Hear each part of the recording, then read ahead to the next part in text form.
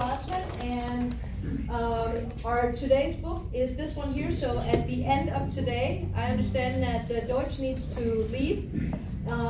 If you need to leave a little bit early, hand your tickets to Olivia. She will then be responsible for checking them, and then I'll get in touch with you, okay? Thank you very much. So, you're all here tonight. Are you filming? Okay. Yes. Thank you. You're all here tonight to see a movie called The Sound of Freedom. The Sound of Freedom is a thumbnail sketch of a problem, a worldwide problem that I deal with. So, you've got two aspects of this. The one that you all see the most are the victims, okay? Either in individuals, and Mary Flynn, General Flynn's sister, handles a huge organization that takes care of the victims side of this. The problem with that is my side. My side is the deterrence and detection of those that perpetrate this crime. Now, why is that important, and why is this movie important? When I got posted up here in Southwest Florida, I came up from Key West. I was posted down there for 15 years. I came up here, and I got some intelligence information, found out very quickly that Southwest Florida is the number 3 area for human trafficking in the United States. You're number 2 in Florida. Orlando is number 1. The Tampa to Venice or to Naples corridor is the largest area for human trafficking. You also have Fort Lauderdale to Key West, the second largest, and then you have Orlando. Now, what do those 3 areas have in common, and why is it? What do you have there? Tourism. Attractions and tourists. The biggest draw for human traffickers is blending in. Where can they get their victims? Where can they supply victims? What do you have down here?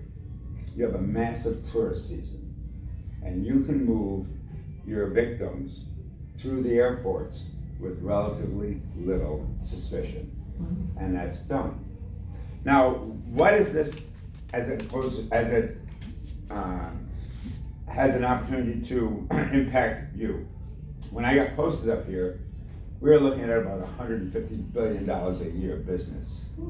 Now, worldwide commodities, what we look at is drugs, guns, and sex. Those are the 3 biggest sellers in the world. Used to be drugs were number 1, weapons were number 2, sex was a distant 3rd. The sex trade for child human trafficking now has taken over number 1. It went for $150 billion a year. It is now approaching $300 billion a year in only 3 years. So it's increased by 100% in a very short period of time. Now, why is this happening? It's happening because you have very loose enforcement. You have people at my level doing the day-to-day operations. But you have our bosses, people that oversee us, people that are in positions of authority. This movie will make innuendos as to something, or conspiracies as to who all's involved. They aren't innuendos. It is true. People at the highest level of our government and other governments are involved. They make a lot of money off this. There's 2 ways you make money off of human trafficking. Now, they've done studies, and we know that the profit margin on each victim is about $30,000 a year. Profit margin, that means you take off all the overhead, and what's left is your profit. That comes down to, it's actually more profit than in drugs. The problem with drugs is you use them once, you're overdone. Either the victim dies or they're on and you're done. A sex trafficked child can be used half a dozen times a day, maybe more. What this will not show you is the vaginal and anal penetration of a 4-year-old child. That's real human trafficking. That's what child sex trafficking is about. And it happens all the time.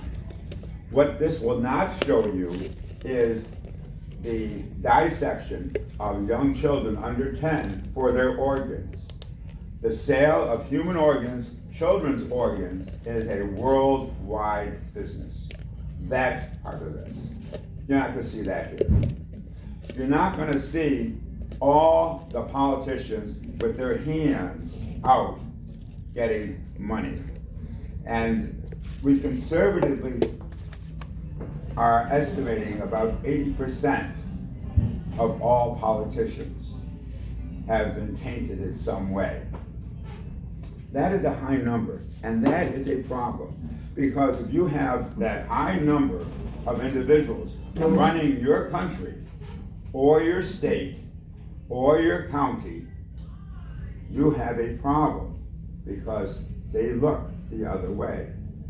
Corruption is rampant. Now, I know we have politicians here and want to be politicians, and I'm not making any accusations against anyone. If I were, I'd be locking them up. Right? So that's what we do. The idea is, do we run into brick walls? All the time. We run into the inability to get resources, manpower, tools. We need to stop this because the money is just so great. Politics runs on money. You have your lobbyists, you have your influencers, you have all these people that want something from the government. Right? You currently have an investigation going on of your own county commissioners regarding a question of integrity. Okay? So, and I'll tell you, I looked into that. Without going too deep into it, he did absolutely nothing wrong regarding the initial allegation. There is no violation there. The question you should be looking at is, why was he doing it on county time? Well, there were three policies that he There may very well be, okay? But without going into it, that's up now. I know that a complaint's been filed with the Ethics Commission, and they're investigating it. They're an independent organization. The point I'm getting at, though, is you have individuals influenced to make decisions that are adverse to the good of the people. Right. That's the problem. Now, that's only a microcosm here. We're in a small county. Worldwide, we have state-sponsored child trafficking. We know it.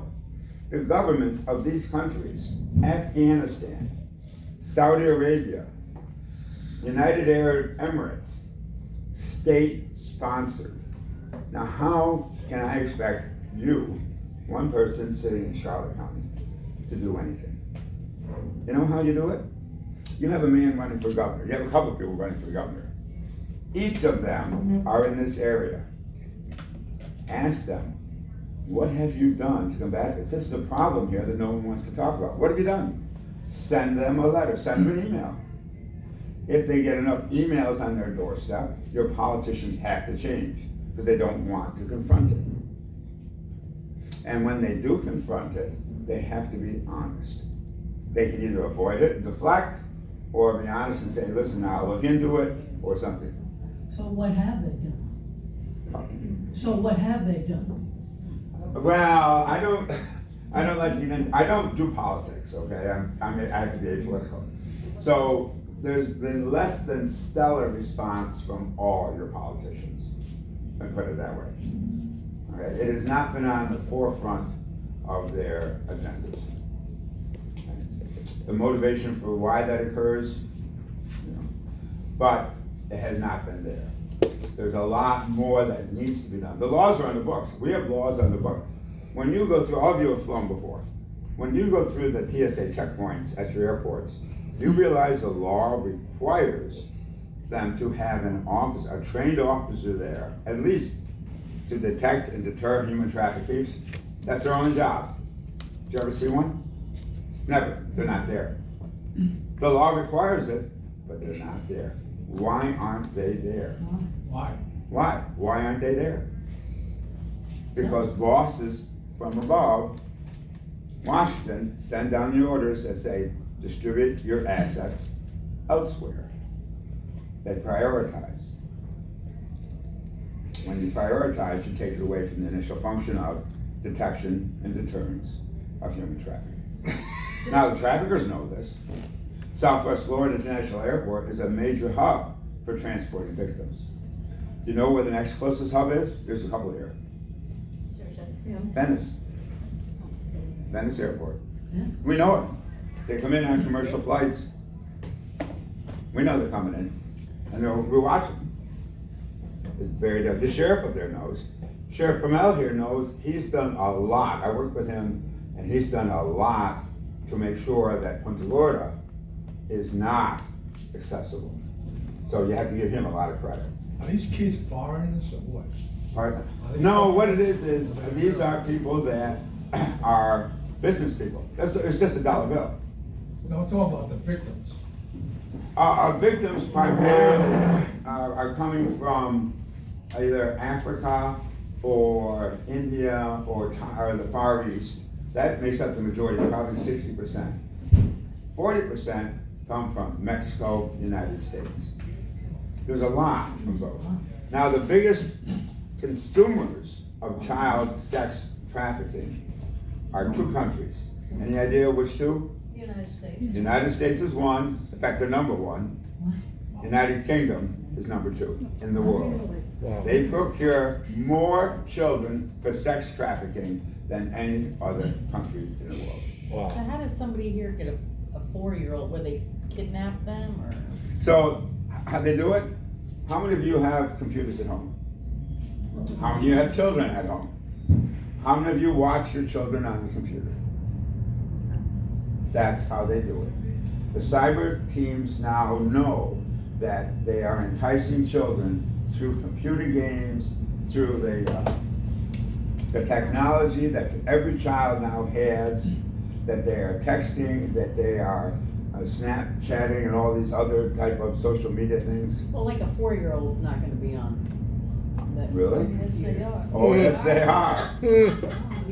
Oh, yes, they are. But how do they get the 4-year-old? Well, How I do they mean, sex traffic? there's a game Okay. called Roblox. Have you ever taken your 4-year-old to a daycare center? I didn't when she was 4, no. But there are that do. Many working parents do. Oh, yes. Yeah. And that's all it takes. One opportunity, one janitor being there that wasn't vetted, one person worked in the work staff. That's all it takes. And there's so many children out there that the pool of potential victims is unlimited. So when you say, well, it'll never happen here, it happens here all the time. I'm sure it does. It happens here all the time. We watch it, we get reports. You talk to Sheriff Grady up there in Polk County. Look how many people, and that's the ones he advertises. No. How many people have been arrested on the sex sting operations? And that happens all the time. I'll finish with one little anecdote.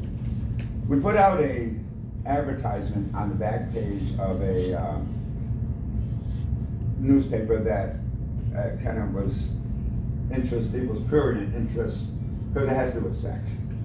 And it said this mother advertised her 12-year-old daughter for sex. And we put big warning signs that this is a fake account. Do not reply. Right? And of course we had replies.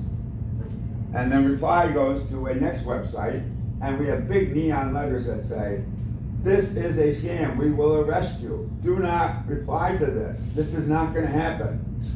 What do? Don't they reply? We end up arresting 24 people. Wow. Okay? After we told them and told them and told them. That's how strong. You probably shouldn't have told them, you get more. Well, what do we handle?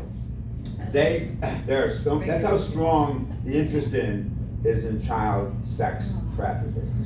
It is a disease that is unstoppable in the human mind. Okay? You're not going to be able to cure it. So to think that it's not affecting your community is, we call it the ostrich syndrome. You're putting your head in the sand and you're not acknowledging the problem. The problem is here. It's not going to go away. It's going to get worse until it's your child or your cousin or your niece or your nephew or your neighbors gets abducted and gets sold. The chances of them surviving is about 20%. If they do survive, they'll wish they were dead. So I want you to look at the movie. It is a very good movie. It's a faith-based movie. A lot of the innuendo is true. So take it, look at it. It's about an hour and a half movie. There's a lot of information that's true. Some is not fictionalized, but it's kind of toned down so that you can still have dinner and they're not throwing your dinner up. Are you going to have a booth, a table at the Grassroots Rising event on the 16th of this month at our fairgrounds? I generally don't do booths because I try not to be targeted. Okay, so my group tends to alienate a lot of people that would be adverse to what we say. That's why I do mostly talking in groups of where. Now I'm not adverse to talking at it, but we generally don't have booths. Is there someone from the sheriff's department or law enforcement that could man such a booth at this event? Because there's going to be a lot of people. You have to check with the sheriff. His public relations department does a lot of that, and he has a very good outreach program for human trafficking. Okay. So- You have- Neither People is going to have a booth there.